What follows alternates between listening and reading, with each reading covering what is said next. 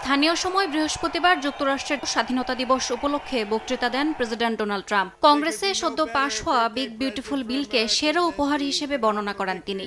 বিলটিকে যুক্তরাষ্ট্রের ইতিহাসে সবচেয়ে বড় কর কমানো, ব্যয় হ্রাস এবং সীমান্ত নিরাপত্তা বিনিয়োগের পদক্ষেপ বলেও উল্লেখ করেন ট্রাম্প। অভিবাসন ইস্যুতে দীর্ঘদিনের কঠোর অবস্থানের বিপরীতে ট্রাম্প এদিন কৃষিতে নিয়োজিত অভিবাসী শ্রমিকদের বিষয়ে নমনীয়তা দেখান।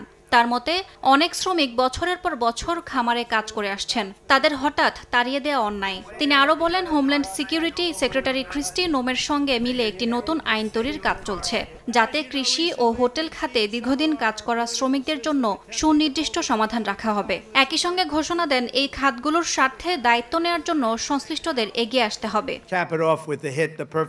ইরান ইস্যুতে ট্রাম্প বলেন, দেশটি এখনও যুক্তরাষ্ট্রের সঙ্গে আলোচনায় আগ্রহী। জানান, তেহরান আগে কঠোর শব্দ ব্যবহার করলেও এখন তারা কূটনৈতিক পথে আসার আগ্রহ প্রকাশ করছে। গাজার জনগণের প্রতি সহানুভূতি দেখিয়ে তাদের নিরাপত্তা নিশ্চিত করার আকাঙ্ক্ষা প্রকাশ করেন প্রেসিডেন্ট ট্রাম্প। ইয়াসমিন অনন্যা, সময় সংবাদ।